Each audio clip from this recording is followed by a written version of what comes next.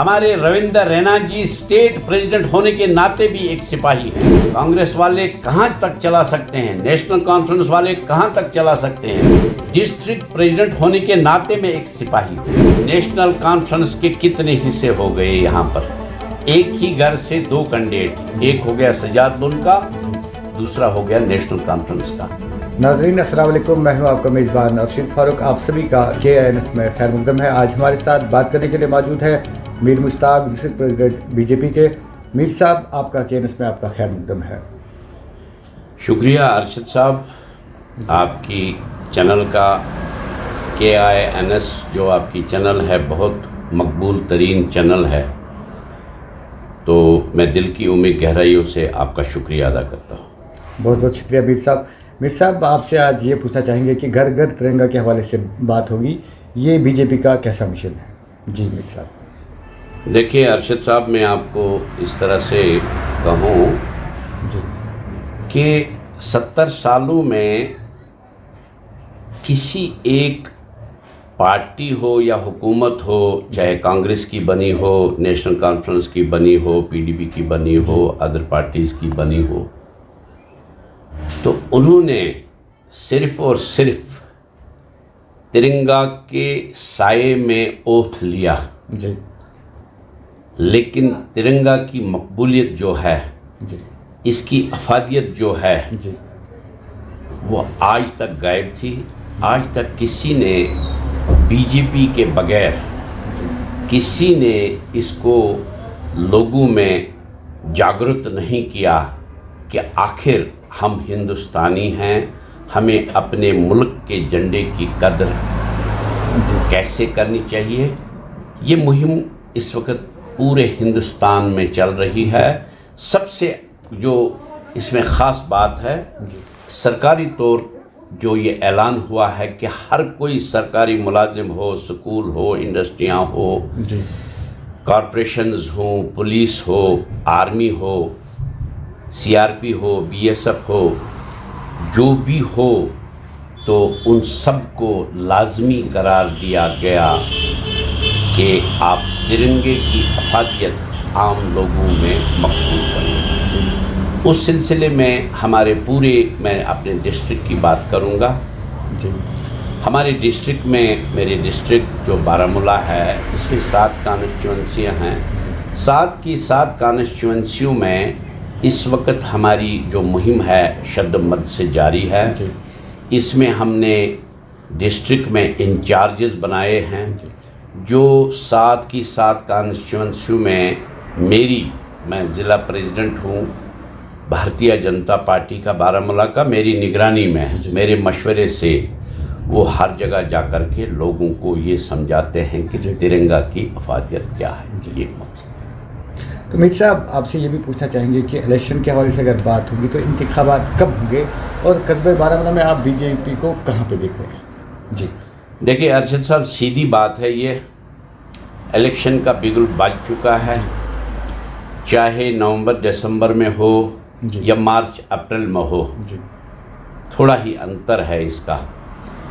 Delimitation के बाद जो भी डॉक्यूमेंट्स कहीं अधूरे थे, कहीं तहसीलों में, कहीं ये जो रूरल डेवलपमेंट ब्लॉक हों, इनमें कहीं वोटर लिस्ट सही करने हों, क्योंकि कई इलाके कट चुके हैं, कई इलाके जुड़ चुके हैं। उस सिलसिले में मैं यही गुजारिश करूंगा, जब तक कि वो कंप्लीट नहीं होंगे वो डॉक्यूमेंट्स, वोटर को पता चलना चाहिए कि मेरा वोट कहां पर कास्ट करना है, कौन सी कॉन्स्टिट्यूंसी, मेरी कॉन्स्टिट्यूंसी का नाम क्या है, मेरा वोट किस जगह पर दर्ज है, किस बूथ पर मुझे जाना है। इसलिए इसमें हो सकता है देर लग भी सकती है, लेकिन बिगुल बज चुका है, इलेक्शन होंगे। चलिए मीर साहब, आपसे ये बात भी छेड़ेंगे आज ओल्ड पेंशन स्कीम की अगर बात करेंगे। BJP की सरकार हमेशा ये दावा करती है कि ओल्ड पेंशन हर एक को मिल रहा है, लेकिन अगर ज़मीनी सुविधा देखी जाए तो कस्बे बारामूला के लोग ये कहते हैं कि हमें इससे कोई फ़ायदा नहीं मिल रहा है। कहाँ तक ये बात सही है? जी देखिए, मैं आपसे ये गुजारिश करूं कि ओल्ड एज पेंशन हो, विडोज़ का हो ये सब जितना भी है कुल मिला के सोशल वेलफेयर डिपार्टमेंट का है जी। यहाँ के डिस्ट्रिक्ट के जो ऑफिसर हैं, जी। निसार साहब आई थिंक सो उनका नाम है, जी। उनसे मैंने पिछले दिनों मेरे पास बहुत सारे लोग, बहुत सारे केसेस आए जी। जो लाठी के सहारे जी। मेरे इधर पहुँचे, मेरे बारामूला ऑफिस में पहुँचे, मेरी रेजिडेंस पर पहुँचे वो लोग, कोई बूढ़ी औरतें हैं, कोई बूढ़े बुजुर्ग हैं। उन्होंने मुझसे ये सवाल किया, मैंने ये बात सोशल वेलफेयर के डिस्ट्रिक्ट के जो इंचार्ज हैं उनसे बात की। उन्होंने कहा हमें पीछे से पैसा नहीं आता है। जी। ये कुछ ही दिनों की बात है। ये पीछे वाली बात क्या है, जबकि हमारी मुहिम जो है, नरेंद्र मोदी जी का हुक्म जी। बिल्कुल पूरे हिंदुस्तान में 1 to 1 चलता है जी। और हर किसी महकमे में अलर्ट हो गए हैं, हर कोई महकमा अलर्ट हो गया है, चाहे वो एजुकेशन हो, हेल्थ हो, पुलिस हो, सिविल महकमे माल हो। जी। ये सब जब अलर्ट हैं तो ये कौन सी बीमारी सोशल वेलफेयर में है, ये बात इंशाल्लाह मैं सोशल वेलफेयर के मिनिस्ट्री से दिल्ली में बात कर लूँगा, क्योंकि मुझे सामना करना पड़ता है। मैं डिस्ट्रिक्ट प्रेसिडेंट जब तक हूँ, मुझे भी कई जिम्मेवारियां हैं। मेरे पास ही लोग आएंगे, वो समझते हैं कि मैं नरेंद्र मोदी जी से मिला, वो समझते हैं कि मैं ये अपने जो हमारे चीफ हैं जी। इसके हमारे हिंदुस्तान के जेपी नड्डा जी, जी। लोग समझते हैं हम नड्डा जी से मिले, लोग समझते हैं हम रविंद्र रैना जी जो स्टेट के प्रेसिडेंट हैं हम उनसे मिले। जी। तो लोगों को धोखा न देते हुए इंशाल्लाह अनकरीब ही एक हफ्ते में हम ये सॉल्व करके दे देंगे कि क्यों ये रकमें रुकी हैं। किसी को 6 महीने, किसी को साल, किसी को 8 महीने। इंशाल्लाह अनकरीब ही इसका हम फैसला ले लेंगे और उनको एक्शन ले लेंगे जो इसमें मोर्दे। ये साहब, क्योंकि आप अक्सर बेशतर ये कहते हैं कि हर एक जब भी आपके कोई निशस्त होती है, आप ये कहते हैं कि आप जो पैसा जो मिल रहा है हर महीने के बाद इनको मिल रहा है, लेकिन इनको ये पैसा तो नहीं मिल रहा है। तो ये बात जो है, ये इस बात को आप कहाँ तक ले जाएंगे? बिल्कुल बिल्कुल, ये सोचने वाली बात है, ये पैसा कहाँ जा रहा है? बिल्कुल मैं ये सोचने वाली बात है। जब मैंने डिस्ट्रिक्ट सोशल वेलफेयर ऑफिसर से पूछा, जी। उन्होंने कहा कि किसी जगह फार्म्स गलत हैं, जी। किसी जगह पुराने फार्म हैं जो अब डेवलपमेंट हो गई है। इसमें नरेंद्र मोदी जी का हुक्म जो है कि इनके अकाउंट में पैसा जाना चाहिए। तो हर कोई महकमा डरता है कि कागजी कोई खामी ना हो। जी। तो कागज़ हमारे पास जो फार्म्स हैं वो एक्यूरेट होनी चाहिए ताकि उनको वो रकम मिल सकती है। इंशाल्लाह ये जल्दी होगा और उनको अपनी वो जो भी है मिल जाएगा। चलिए मीर साहब, नाज़रीन को ये भी आप बताइए कि कांग्रेस जो है उड़ी से ये दावा कर रही है कि यहाँ पे सिर्फ मुकाबला जो है नेशनल कॉन्फ्रेंस और कांग्रेस के दरमियान है। कहाँ तक ये सही है? जी। देखिए अर्जुन साहब जी। ये जो बात है जी। ये मजाक वाली बात है। कांग्रेस का सफाया पूरे मुल्क को मालूम है कि हिंदुस्तान से हो गया। जी। तो अब वो पुराने जो हैं उनके वो हथकंडे वो इस्तेमाल करना चाहते हैं कि उनको पता है कि अभी भी हम किसी वजूद में हैं। जी। ऐसी कोई बात नहीं है। यहाँ पर जो उन्होंने कहा, मैंने भी सोशल मीडिया में सुना था, हमारे मोहतरम जो साबिका मिनिस्टर भी रहे हैं ताज मुहिद्दीन साहब, उन्होंने कहा कि हमारा मुकाबला सिर्फ और सिर्फ नेशनल कॉन्फ्रेंस और कांग्रेस का ही है, बाकी कोई कुछ नहीं है। मैं उनको आपकी वसातत से ये कहना चाहूँगा कि आने वाला जो दौर है, लोग अब अवेयर हो चुके हैं। जब 70 सालों में आप लोगों ने कोई फ़ायदा नहीं दिया लोगों को, यहाँ जो बेरोज़गार हैं बच्चे बेरोज़गार ही हैं, आपने ना कोई पुलिस में भर्ती करा सकी, ना आपने सीआरपी में भर्ती करा सकी, ना आपने बीएसएफ में भर्ती करा सकी, ना आपने आर्मी में भर्ती करा सकी। तहसीलदार और थानेदार की बात तो दूर की है। यहाँ आप समझ लेंगे कि पहाड़ों से ही गुल खिलते हैं। आपको इसका अंदाज़ा होगा। आज तक जो भी कोई बड़ा ऑफिसर हुआ जिसने IAS किया, जिसने KS किया, वो सब गरीबों के बच्चे हैं। उन्होंने शम्मा की रोशनी में तालीम हासिल करके, वो हमारे जो सिटीज़ में हैं उन्हें ट्यूशन पढ़ा करके भी वो पीछे हैं। लेकिन आप हमारी काबिलियत, पहाड़ों की काबिलियत इग्नोर नहीं कर सकते हैं। अब उन लोगों को भी ये अंदाज़ा हो गया, यहाँ के आम लोग ये समझते हैं कि अगर अब होगा कुछ तो भारतीय जनता पार्टी से होगा, जिसका राज इस वक्त अल्लाह के बाद कश्मीर से कन्याकुमारी तक है, और आने वाला दौर भी इसका ही होगा, बीजेपी का ही होगा। बड़ी मिसाल आपको मैं दे दूंगा। हमारी जो सदर हिंदुस्तान है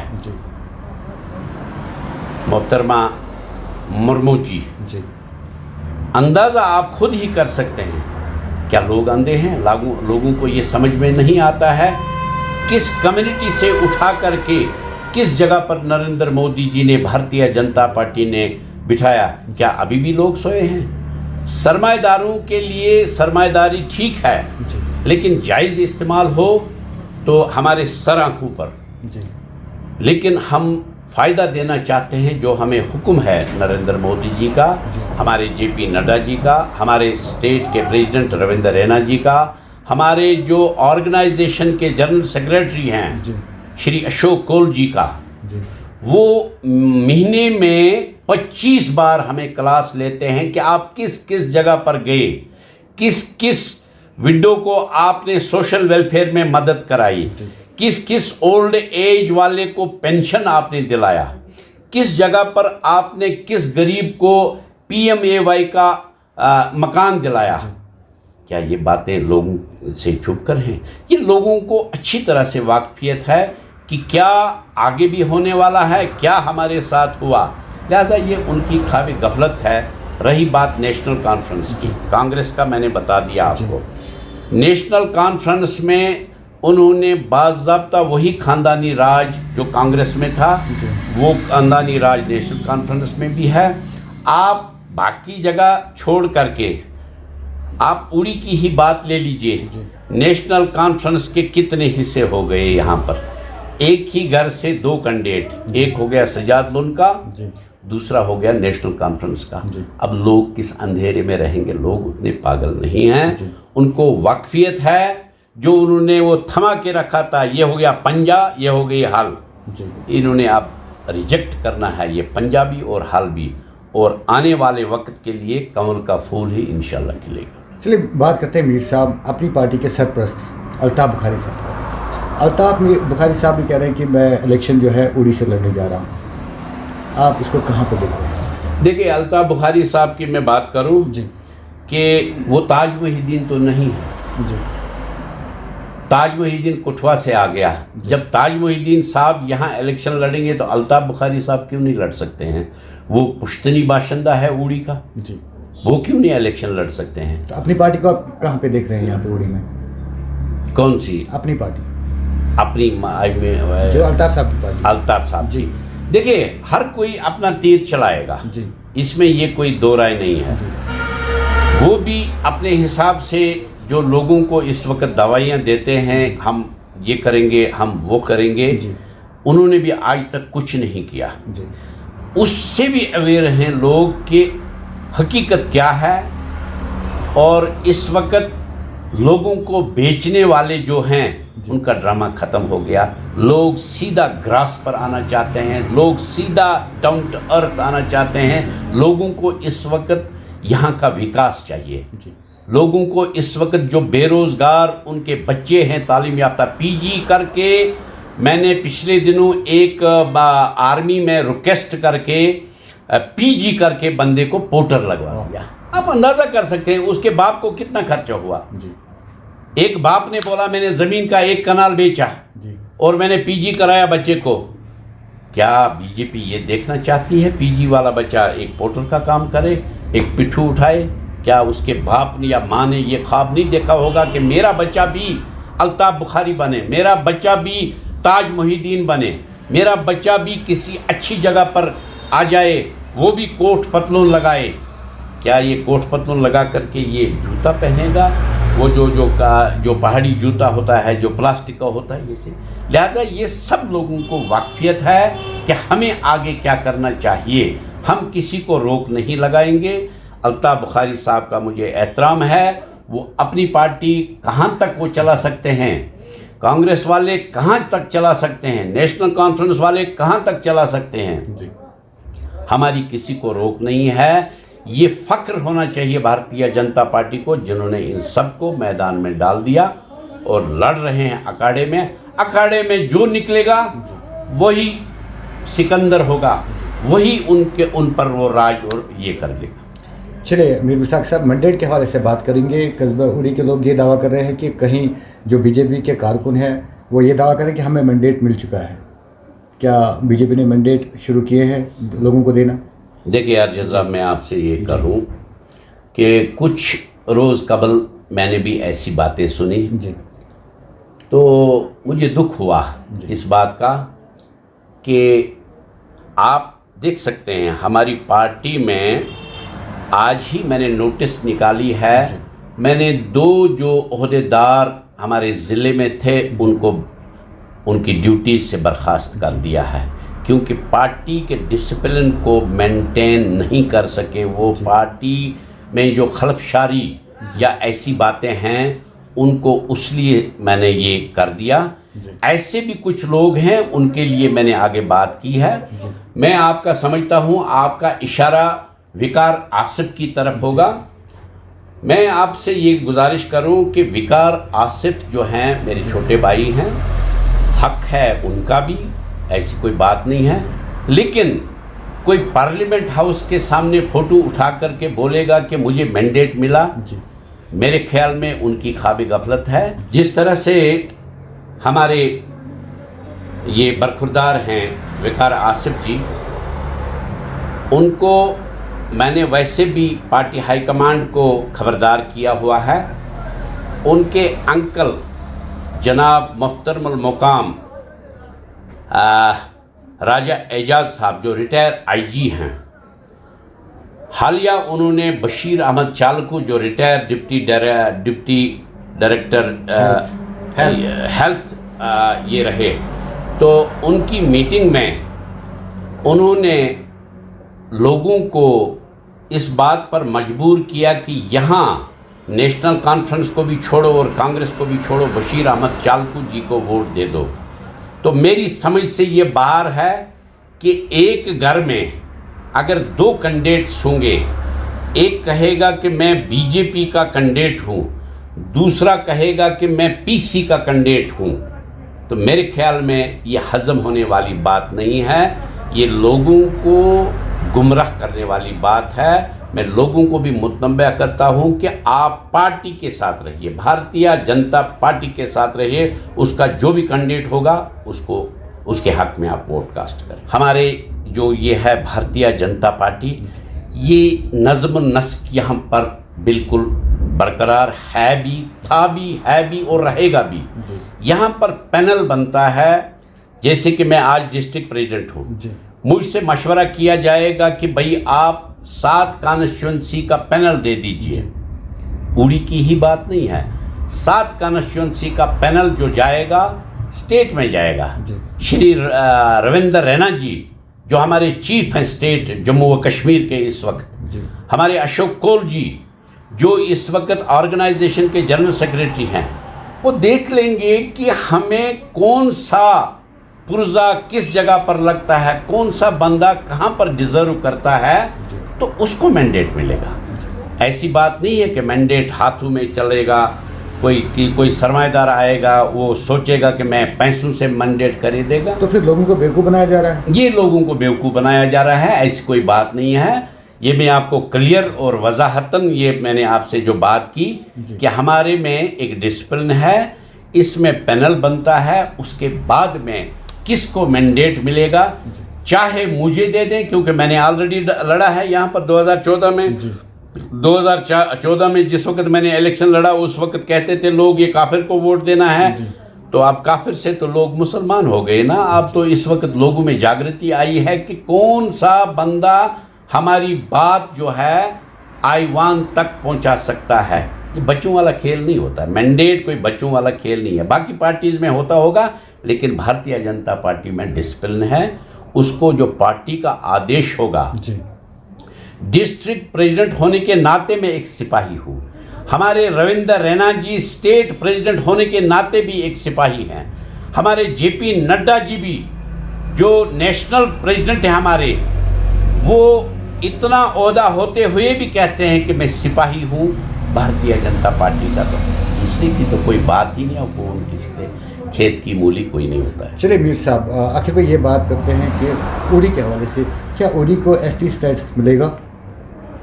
देखिए अरशद साहब, मैं आपसे ये गुजारिश करूं कि एसटी स्टेटस के बारे में जी हम दिल्ली गए हुए थे जी 1 महीना पहले, 1-1.5 महीना हो गया। हमने अपने डॉक्टर नरेंद्र सिंह जी जो हैं हमारे, जो पीएमओ में हैं, हमने इनका ये जो नकवी साहब हैं, मिनिस्टर थे हज और औक़ाफ़ के, जी